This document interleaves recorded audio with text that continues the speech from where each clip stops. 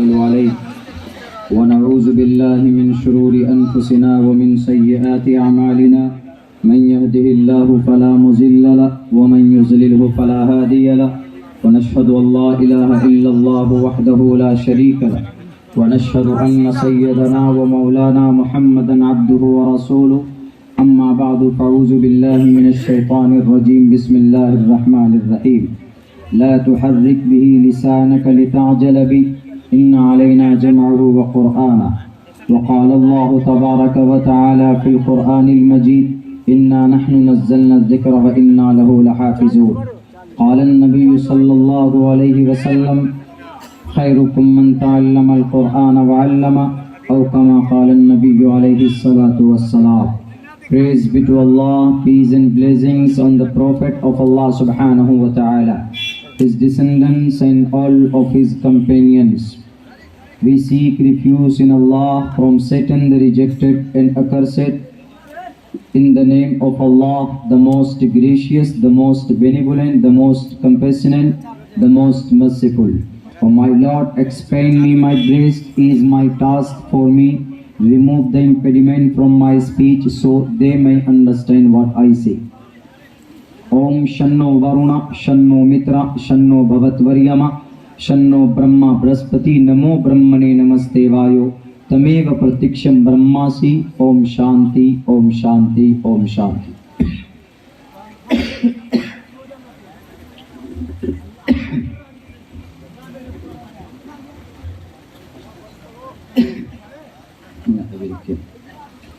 حضرات محترم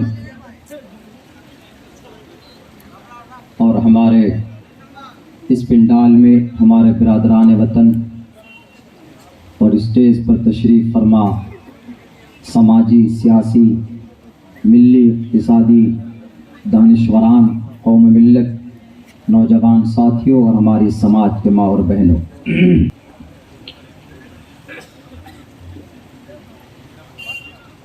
دستار بندی کا پروگرام اور مدرسہ تعلیم القرآن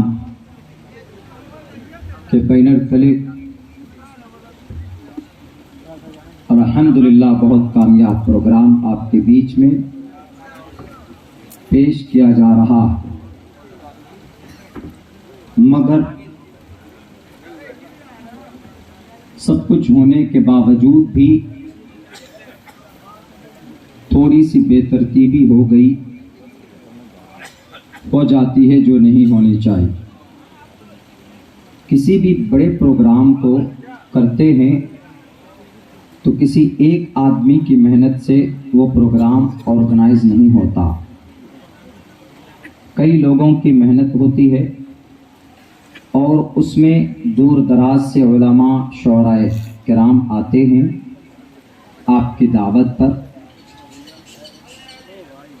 تو گویا کہ سب لوگ آپ کے مہمان ہوئے، سننے والے بھی، آنے والے مہمان مقرر، شعراء کرام سب لوگ مہمان ہوتے ہیں، اور مہمان کی خاطر تواضع،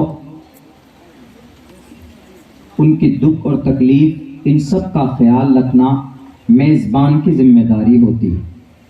اللہ کے نبی نے فرمایا من کان یؤمن باللہ والیوم الآخر فلیکرم ضیفہ، مہمانوں کی ضیافت کرو. مجھے اس بات کا درد نہیں ہے کہ مجھے ٹائم 2:45 بجے وقت مجھے ملا، مجھے کسی بھی وقت دے دیجیے، آپ مجھے 5 بجے اسٹیج پہ لا کے بٹھا دیجیے، اور سامنے میں صرف 2 آدمی بھی ہے تو میں گھنٹوں بیان کر دوں گا انشاءاللہ. مجھے بڑے مجمع کی ضرورت نہیں، میرا ایسا مزاج نہیں ہے کہ نہیں مجھے شروع میں تقریر کے لیے اپنا کتھا کہنا ہے، اپنی تقریر اسپیچ دینی ہے، ایسا کچھ نہیں. ایک نظام ہوتا ہے جلسے والے کا کہ شیخ محترم یہ ٹائم آپ کا ہے، ٹھیک ہے، اس ٹائم پہ آپ ہم کو جگہ دیجیے. یہ میں اپنے نیچر کی بات بتا رہا ہوں. لیکن دور دراز سے چل کر آتے ہیں تو سفر کے تھکے ماندے ہوتے ہیں. میں آپ کے اس پروگرام میں تقریباً میں سمجھتا ہوں کہ 200 سے اوپر 200 کلومیٹر سے اوپر چل کر آیا. آنے کے بعد ہم نے یہی ذمہ داروں سے بات کہی کہ میں ناشتہ کر کے آرام کروں گا، پروگرام کو مرتب کر لیجئے۔ اگر پروگرام کی ترتیب بن جاتی ہے تو اسی ترتیب کے حساب سے پروگرام چلائیے۔ مہمان جو آتے ہیں، میں یہاں کی برائی نہیں کر رہا ہوں بلکہ آپ سب کو بھی بتا رہا ہوں، کبھی بھی کوئی پروگرام کیجئے تو جو نظام ہونا چاہیے باہر سے مہمانوں کا، آئے پہنچے، پانی کا انتظام کیجئے، جو بھی ہے۔ من و سلوہ ضروری نہیں ہے، باسی بھات ہے تو وہ بھی خلوص کے ساتھ پیش کیجئے انشاءاللہ۔ مجھ جیسا اور بھی بہت سارے لوگ ہیں کہ جو پتھر بھی پیش کیجئے گا تو وہ کھا کے اپنی بھوک کو مٹا دے۔ جو بھی ہے ان کو کھلا کر ان کو کہہ دیجئے کہ آپ کا یہ پروگرام، یہ ترتیب ہے، کوئی مناسب جگہ پر رکھ دیجئے، بڑی حویلی ہونا ضروری نہیں، یہ ترتیب۔ مہمان آئے، اس کے بعد پروگرام، اگر عشاء کے بعد پروگرام میں اگر کھانے کا آپ نے نظم رکھا ہے تو میں جہاں تک مناسب سمجھتا ہوں کہ عشاء کے فوراً بعد اگر آپ نے سب کے پروگرام میں آنے والے مہمانوں کی کھانے کی ذمہ داری آپ نے لی ہے تو یہ اعلان کروا دیں، یہ بتا دیں کہ عشاء کے بعد فوراً کھانے کا نظم رہے گا، آدھے گھنٹے تک کھانے کا سیشن چلائیے آپ۔ 8 بجے نماز کیجئے، 8:30 نہیں 9 تک کھانے کا نظم رہے گا۔ اس کے بعد 9 بجے سے جو پروگرام شروع ہوگا، کھانے کا دروازہ بند۔ اب پروگرام کی ترتیب سیٹ کیجئے، مقررین کون مقرر کتنے دیر تک بیان کریں گے، پھر کون شاعر کتنے منٹ تک پڑھیں گے۔ اس سے یہ ہوگا کہ ہر کسی کو اس کا پروگرام معلوم ہوگا کہ میرا پروگرام کب ہے، مجھے کب کتنی دیر تک اسٹیج پہ رہنا ہے، بیان کرنا ہے۔ اس میں آپ کو بھی دقت نہیں ہوگی اور مقررین کو بھی دقت نہیں ہوگی اور پھر سننے والے کو بھی دقت نہیں ہوگی۔ اگر عبداللہ سالمی 3 گھنٹہ مائک پڑھ کر بولے گا تو بہت سے لوگ ایسے بھی ہیں جو دل خیر آبادی کو بھی سننا چاہتے ہیں، بہت سارے ایسے لوگ بھی ہیں جو عدنان صاحب کو بھی سننا چاہتے ہیں، نجم حسن کو بھی سننا چاہتے ہیں۔ ہر کسی کا ایک الگ فیل اور سرکل ہوتا ہے، تو اس سے یہ ہوگا کہ پروگرام میں کبھی بھی کوئی وہ غلط نظام سامنے نہیں آئے گا، دقت نہیں ہوگی۔ تو ابھی جیسے دستار بندی کا پروگرام تھا، ٹھیک ہے، سب لوگ آئے، اس کے بعد جو بے ترتیبی بہت ہو رہی تھی یہاں پہ وہی ہوئی، یہ نہیں۔ دستار بندی کے بعد میں امیر شریعت کے بیان کے بعد 2-4 منٹ کے 10-5 منٹ کا جس سے بھی ہوتا اشعار پڑھا لیے جاتے، اس کے بعد پھر مقررین کا سلسلہ چلتا رہتا۔ یہاں کبھی نظامت کوئی اور کر رہا ہے، کبھی نعت کوئی اور پڑھ رہا ہے، کبھی تقریر سمجھ میں کسی کی نہیں آ پا رہی ہے، تو وہ یہ چیز ہوئی ہے بدنظمی، لیکن کوئی بات نہیں، ایسا ہوتا ہے۔ آپ لوگ اگر پروگرام کریں تو اس ترتیب کا لحاظ رکھیں۔ اور ایک مشورہ میں یہ دوں گا، پروگرام کو اگر موسٹ سکسیسفل کرنا، بہت زیادہ سکسیس کرنا ہے تو آپ رات کو 12 اور 1 کے بیچ میں پروگرام کمپلیٹ کر لیجئے، تب دیکھیں پروگرام کتنا کامیاب ہوتا ہے۔ پروگرام ضروری نہیں ہے، فرض نماز فجر کی پڑھنا ضروری ہے۔ ابھی اذان سے کچھ دیر پہلے پروگرام ہو جائے گا، جا کے لوگ سو جائیں گے۔ بہرکہ تو یہ نظام آپ لوگ ذہن میں رکھیں، ہمیشہ کے کوئی بھی پروگرام کرتے ہیں تو یہ ترتیب بننی چاہیے۔ میں دل سے سلام کرتا ہوں سیکریٹری صاحب کا، میں راستہ بھولا تو بائک لے کر وہ خود پہنچے، آ کے دیکھ رہا ہوں تو بیچارے خود آگے ٹیم کے کچھ لوگ ہیں جو رضاکار ہیں، شاید وہ اپنی ذمہ داری پوری نہیں کر پائے، نہیں ان کو کندھا سے کندھا ملا کر ان کا ساتھ دینا چاہیے۔ وہ بیچارہ خود سے ہاتھ پکڑ کر لے جا رہے ہیں کھانے کے لیے، اس مقرر کو لا رہے ہیں، اس شاعر کو لے کے جا رہے ہیں۔ نہیں میرے بھائیوں، یہ سب سے مل کر تب پروگرام آرگنائزیشن ہوتا ہے، ورنہ جتنی 2 گھنٹے 1.5 گھنٹے سے بیٹھا ہوا ہوں میں وہی دیکھ رہا ہوں، اس طرح کی بدنظمی اگر کہیں پہ ہو پروگرام کا تو لات مارا جا سکتا ہے اسے پروگرام۔ اس پروگرام سے قوم میں فائدہ نہیں ہوگا، بدنظمی بدزنی کا شکار ہو کر لوگ چلیں گے۔ تو بہرکیف یہ ہم لوگوں کے لیے ایک عبرت ہے، سبق لینا ہے۔ کہیں پر بھی دینی پروگرام کیجئے تو ہر اعتبار سے ایک اچھا میسج جانا چاہیے کہ انتظام بہت اچھا تھا، نظام بہت اچھا تھا۔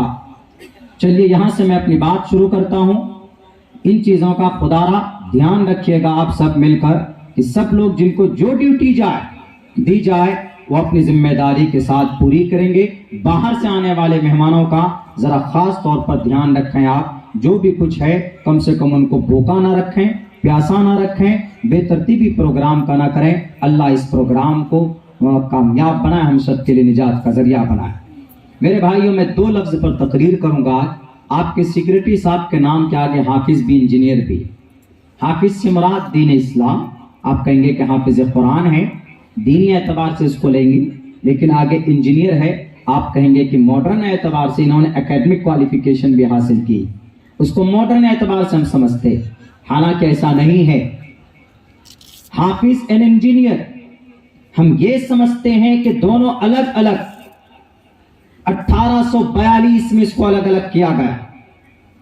ماڈرن تعلیم کو، کیمسٹری کو، فزکس کو، میتھ کو، سائنس کو، اس کو الگ کر دیا گیا، شاستروں سے الگ کیا گیا، اور قرآن کی تعلیم کو نماز، روزہ، حج، زکوٰۃ، پوجا، پرارتھنا، اس کو دھارمک بتایا گیا، حالانکہ ایسا بالکل نہیں ہے۔ 1842 میں ایک انگریز نے ایسا کیا تھا، ورنہ ہم اس ٹاپک کے اوپر کئی جگہ بیان بھی کر چکے ہیں، اور آج بھی اچت سمجھتا ہوں، مناسب سمجھتا ہوں کہ اس کے اوپر ہم بیان کریں اور آپ کو بتائیں کہ اگر آپ کا 40 بچہ حافظ قرآن بنا ہے تو آپ یہ نہیں سمجھیے گا کہ ہمارا بچہ حافظ قرآن بنائے گا، جاب کہاں کرے گا، یہ بچے نوکری کہاں کریں گے۔ ہمارے ہندو بھائی بھی یہاں پہ بیٹھے ہوئے، جتنا وشواس ہمارا قرآن پر، ان کا اتنا ہی وشواس گیتا پر۔ ہم نے پنڈت دیانند سرسوتی جی کی ایک منتر پڑھی ہے، ان کی کتاب ستیارتھ پرکاش، لیکن ابھی جب پردے کی بات آئے گی تو میں ہندو بھائیوں کی مہاجل پلوان والے 7ویں منوسمرتی چیپٹر نمبر 3 اور شلوکا نمبر 56 and 55 55 اور 56 میں جو بیان کیا پردے کے تعلق سے، میں ان کو سنانا چاہوں گا خصوصی طور پر، جس میں کہا گیا یتر نار یستو پوجنتے رمنتے تتر دیوتا ان تتر تاستو نہ پوجنتے نہ رمنتے نہ تتر دیوتا پتر بیر براتری بشچیتا ان پتر بیر دیو رستے پوجن۔ میرے بھائیوں، میرے ساتھیوں، بہت اچھی بات کہی گئی منوسمرتی میں، ہمارے قرآن میں موجود ہے، میں اس پہ بات کروں گا، لیکن اس سے پہلے میں دماغ سے یہ بات نکال دوں جو لوگ یہ سمجھتے ہیں کہ جو حافظ قرآن بنا ہے، جو عالم دین بڑا ہے، جس کے سینے میں قرآن ہے، وہ صرف حافظ ہے۔ دنیا پر احسان ہے قرآن کا، دنیا پر۔ کیا قرآن میں سائنس نہیں ہے؟ قرآن میں سائنس بھی ہے۔ قرآن میں جدید ٹیکنالوجی نہیں ہے؟ قرآن میں جدید ٹیکنالوجی ہے۔ کیا قرآن میں ڈاکٹریٹ نہیں؟ کیا قرآن میں اور دوسرے شعبے جات نہیں ہے؟ میں بائی پروف آپ کو پیش کر سکتا۔ پروفیسرز لوگ یہاں پر ہیں، پڑھا لکھا طبقہ یہاں پر موجود۔ ایک مثال لے لیجیے، 1800 سال سے بہت بڑا جھگڑا حل نہیں ہو رہا تھا۔ 1800 سال سے کون سا جھگڑا؟ یہ زمین اور آسمان کا، گھومنے کا۔ ہم لوگوں کو معلوم کہ زمین گول ہے، زمین گھومتی ہے، سورج چاند سب گھومتے ہیں۔ یہ کب سے ہے؟ یہ جدید سائنس دانوں کا ماننا ہے، لیکن کب سے ماننا ہوا؟ 1915 عیسوی میں، 1915 عیسوی میں، یعنی تقریباً اب سے 106 سال پہلے یہ جدید سائنس دانوں کا یہ ماننا ہے۔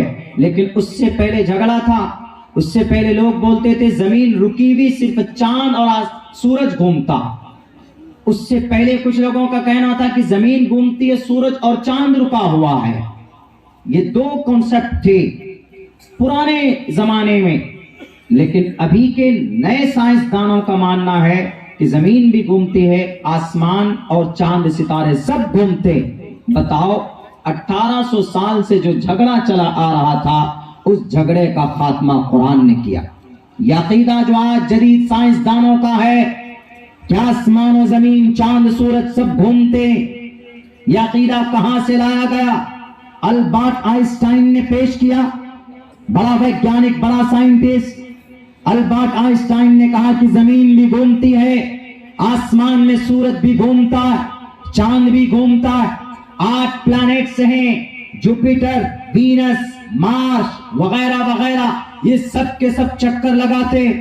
وہ جو گیلیکسی ہے جہاں پر سینکڑوں لاکھوں تارے ہیں، تارے ستارے، ہر سیارہ گھومتا، زمین یہ پرتھوی بھی گھومتی، 1800 سال سے جو جھگڑا حل نہیں ہو رہا تھا، اس جھگڑے کا حل اگر کسی نے کیا ہے، اسی قرآن نے کیا ہے۔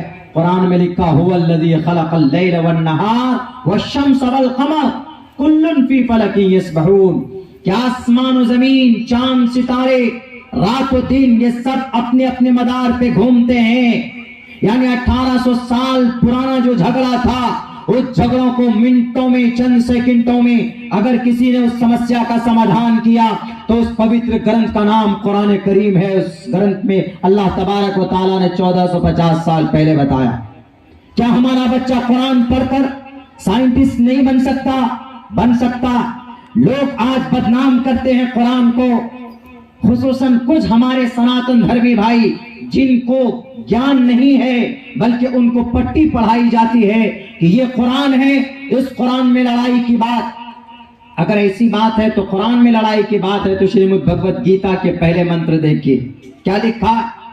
پہلے منتر میں دھرم چھیتر کروچھیتر سمویتا یوتسوہ مامکا پانڈواشچ کم کروت سنجیا۔ کتنی پیاری بات ہے۔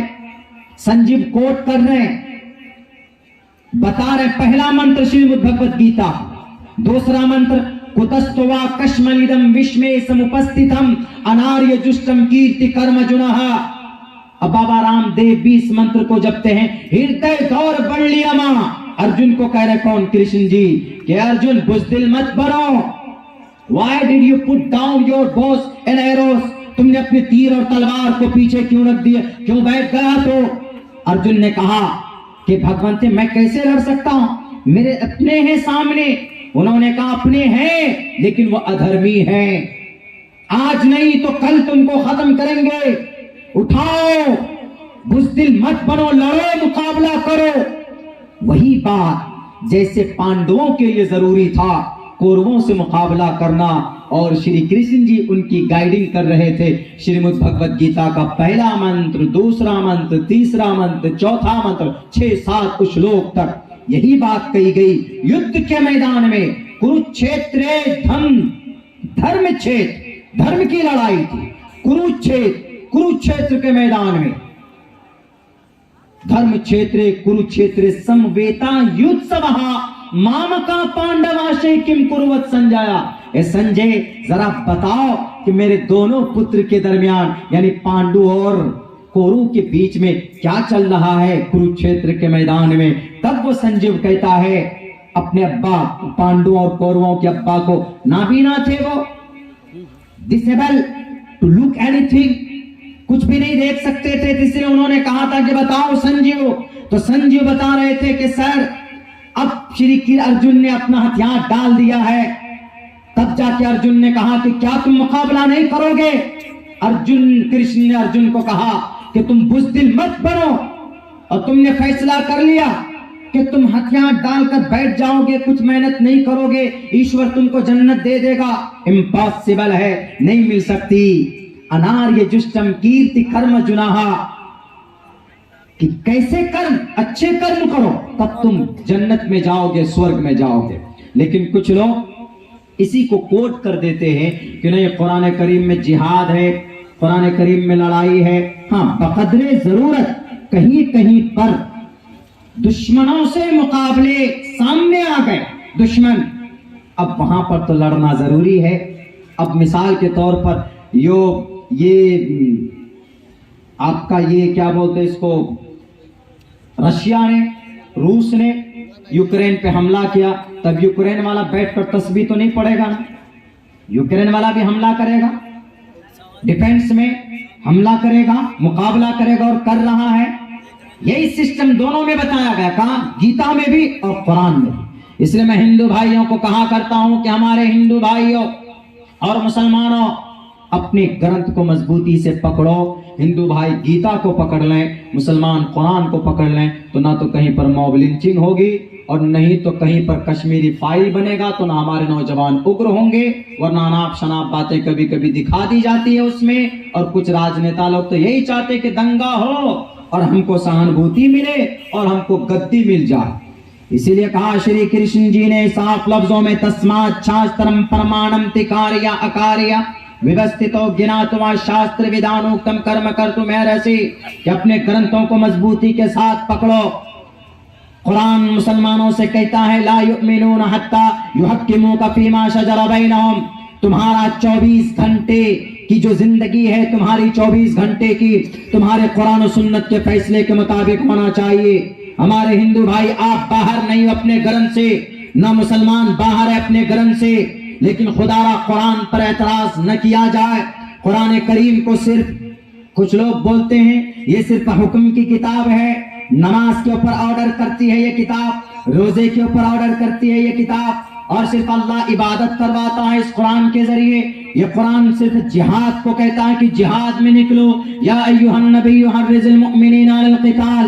میں تو 2 ٹوک لفظوں میں کہتا ہوں, جہاں قرآن کریم میں عبادت ہے وہیں قرآن کریم میں پروٹیکشن بھی ہے, جہاں قرآن کریم میں زکوٰۃ کا آرڈر ہے وہیں قرآن کریم میں فزکس بھی ہے, وہیں قرآن کریم میں میتھ ہے, وہیں قرآن کریم میں سائنس ہے, وہیں قرآن کریم میں ڈاکٹریٹ ہے.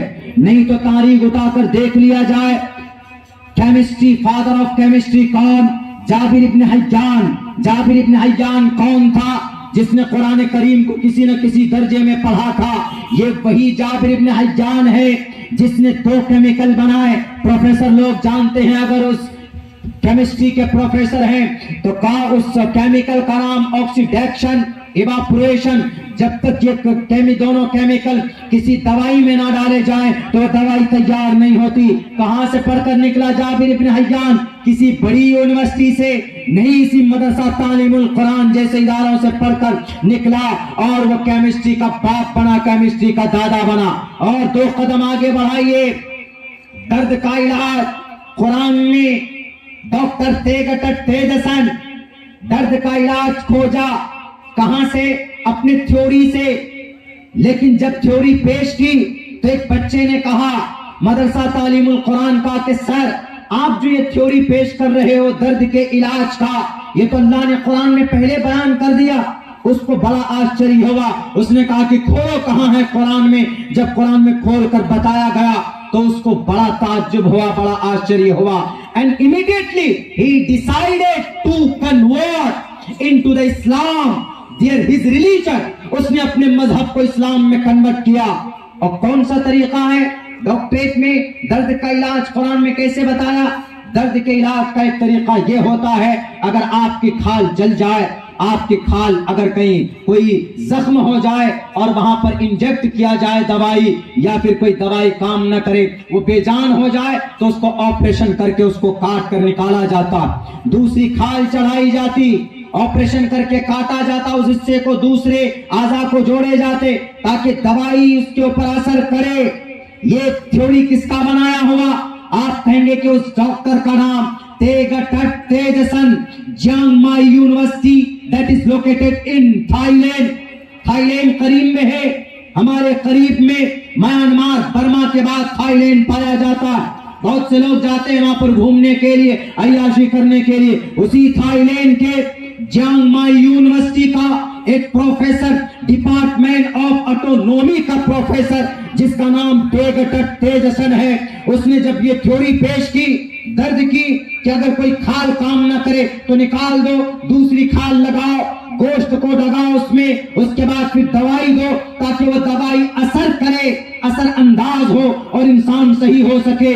جب اس کے سامنے قرآن پیش کیا گیا کہ سر یہ تو آپ کا ہے, لیکن قرآن نے 1450 سال پہلے اس درد کا علاج بتایا ہے, تو اس نے کہا کہ I don't believe in your قرآن, ہم تمہارے قرآن پر بلیو نہیں کرتے.